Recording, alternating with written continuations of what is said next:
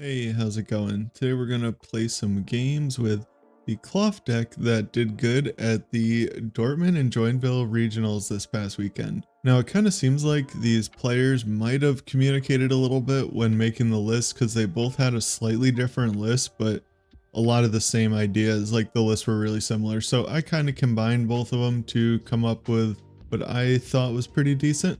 Well, first of all, we got Klawf as our main attacker. For double colors, it does 30 plus 160 more damage if we're poisoned. So with the DTE, we're swinging for 170, and then we add a Binding Mochi on there, and we're swinging for 210. And with Radiant Sneasler, it goes up to 240. So the damage adds up pretty quick with this deck. The Binding Mochi, of course, lets our poison Pokemon do 40 more damage. We have Brute Bonnet to poison the Pokemon. It poisons our Pokemon and our opponent's Pokemon with when it has an ancient booster capsule on it. Radiant Sneasler lets our poison do 20 more damage in between turns, so it makes it add up a little more quickly. We also have the opportunity to donk when going first with the Pecharunt that says if it's in the active, poison does 5 more damage, so it makes poison do 60 damage, and then with Sneasler it does 80, so we can donk evolving basics while going first. And we have the Electrode V plus Cobalion combo to be able to one-shot Charizard. So if we go Electrode V, Binding Mochi, Cobalion, that's enough damage to one-shot a Charizard. And this deck, the cards that I'm kind of like questionable about is the Secret Box and the Carmine. I'm not too sure that the Carmine is needed. It's kind of to push for the donk when going first. I think maybe the thought was if Guardy's popular, these decks typically have a really bad Gardevoir matchup, so you can kind of go first and just donk their Ralts or whatever. Not really too sure if that was the exact thought process, but I'm guessing. And the Secret Box is pretty underwhelming. There's not really a draw engine in this deck, so there was at least a couple times where I had to just research away the Secret Box because I just didn't have enough cards in my hand to play it, and I think it's possible that it would just be better as a prime catcher. We also have Ursaluna to finish the game off, so we're just kind of trying to take 4 prizes in some way with Klawf, Electrode, Pecharunt, and then finish the game off with Bloodmoon. So pretty cool deck, and that is the list. Let's get into the games. Alright, so this first game we are up against Snorlax. It's always kind of sucks playing against Snorlax, but I think that this deck has a fine enough matchup into it. I Ultra Ball away both Rescue Stretchers or whatever, the Night Stretchers, because they're not going to be knocking out my Pokemon, so I don't need them. And I get the Brute Bonnet to just get some poison down. This is the one downside of this matchup, is we're forced to have down Brute Bonnet to do any meaningful damage, and that's like a perfect trapping target for them. And even worse is that the booster capsule makes it so we can't poison ourselves to death. Yeah, that's kind of frustrating. There is one thing you can do in this matchup. It is just sit here and let poison knock out a couple Pokemon so that it won't ever activate counter catchers. So they let them take like 2 or 3 prizes, and then they can never counter catcher. But I don't know, I'm not too sure about that. It gives them so much time to Misfortune Sisters and Eerie us and do all these things. So instead I just opt to go for my Electrode because they have the handheld fan, and I'm sure they only play 1, maybe 2 at the most, and it will I will be able to knock them out with the Electrode, and they won't get the moving energy effect. So I get the Binding Mochi and the Electrode, put them in the active, and take the first knockout. Next turn, if possible, I would like to be able to knock out this this Rotom, but I'm not sure if that's going to happen until they Iono me, and they put me into the perfect hand to do it. One thing with Snorlax, they really rely on Rotom to make any meaningful plays. They can usually only do the bare minimum without their Rotom, and if they put another Rotom in play, I basically win the game more or less.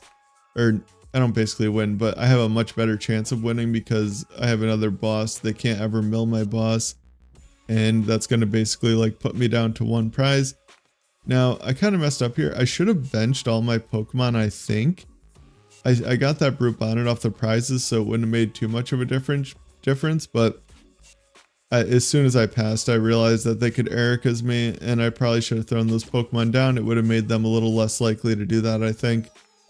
But now I can do what I kind of said before, just let Poison knock out my Brute Bonnet here. They have no Rotom, so hopefully they can't get through my deck with their Misfortune Sisters too much.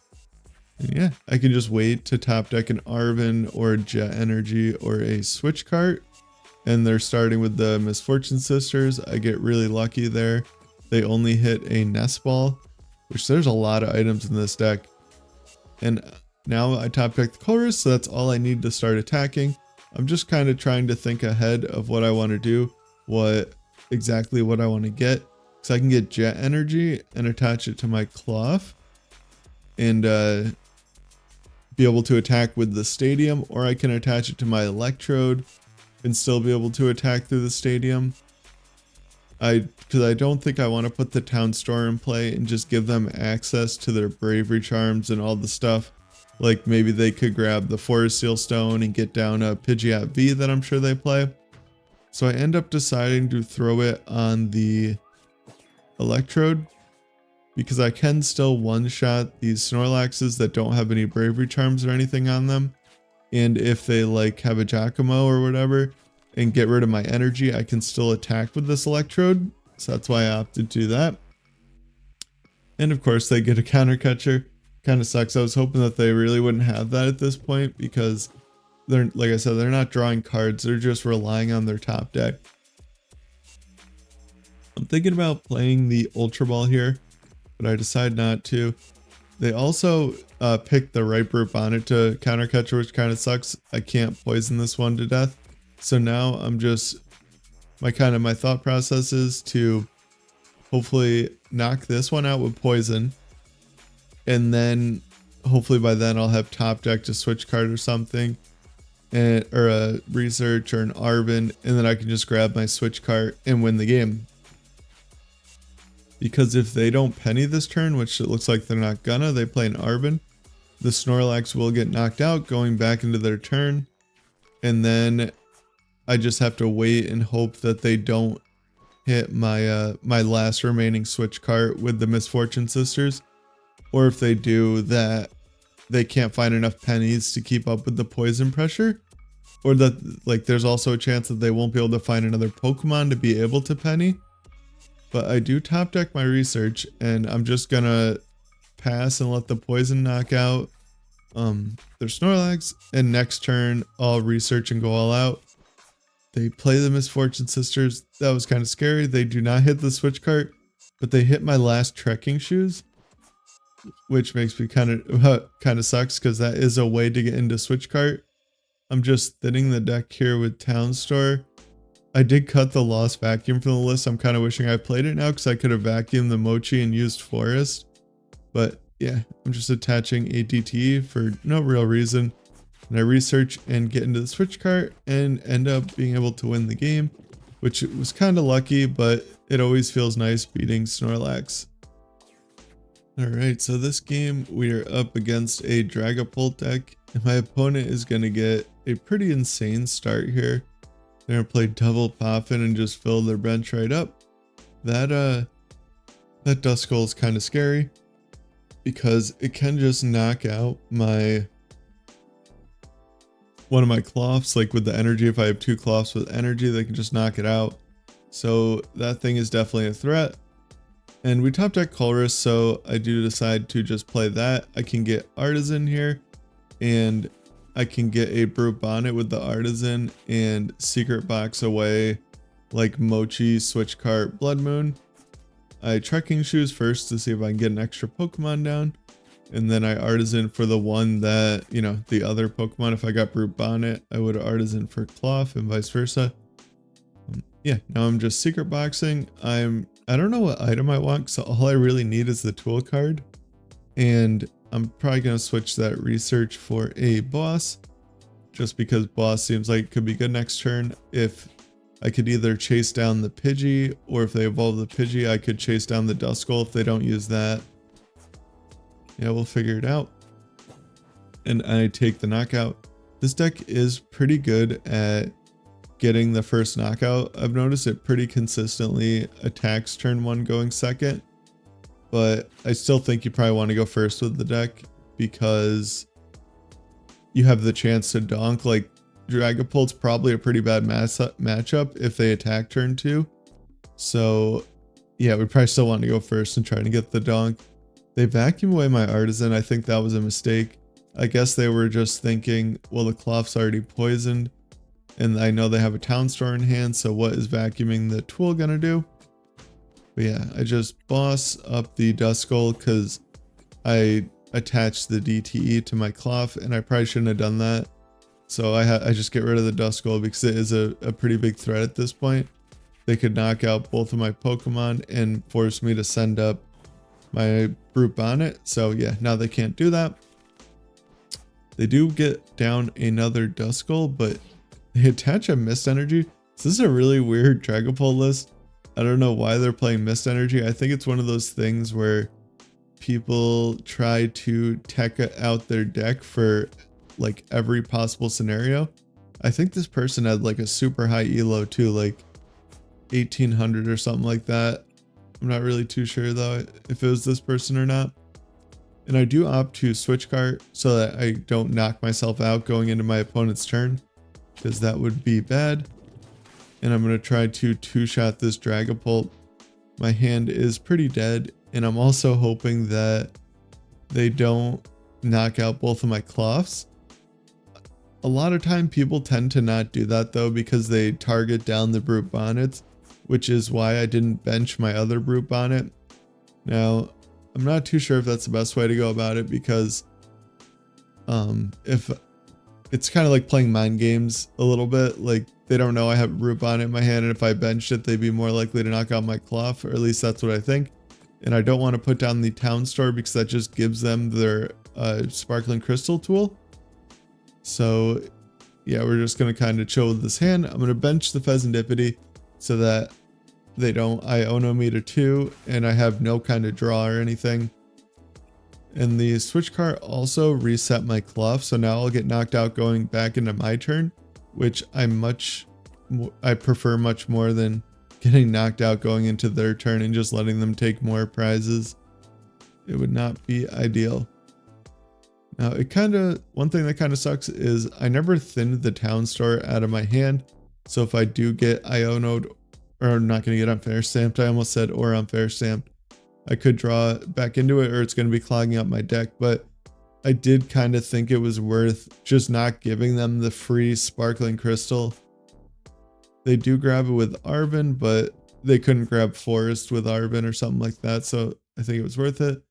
It looks like they're going to have everything they need to take a multi-prize turn. I just hope that they don't choose to knock out my other Klawf. Also, if they pop the Dusknoir or Duskull, I can basically win really easily with just a boss. So that's also kind of a plus. And they do bring up my Brute Bonnet. Like I said, people really kind of focus down the Brute Bonnet in these Klawf decks, which kind of makes sense. You're playing much less of them, but I do just have it in my hand, so that's pretty lucky. I can use Flip the Script. I draw into almost nothing useful. I grab the Lumineon out of my prizes. It's kind of unfortunate because now they know I have it in my hand, where I could have took them the 50-50 to not let them know, but I think the odds of them being able to do anything about me having it in my hand are pretty low. Now here, I'm just going to play my hand down the rest of the way. I want to get these cards out of my hand.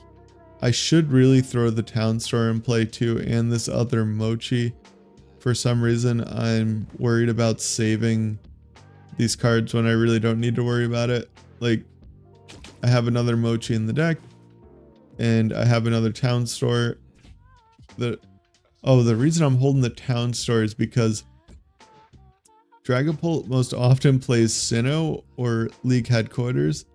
So yeah, those two stadiums would obviously be pretty devastating for me in this moment. Like a Roxanne, Sinnoh, or Headquarters would make it so I couldn't attack next turn, and my opponent can more than likely win the game in 2 turns. All they need to do is like to get a boss to bring up my Fezandipiti, and they can almost knock out my Klawf with their ping damage. So yeah, we're in kind of a rough spot. Of course they get into the Roxanne, that kind of sucks.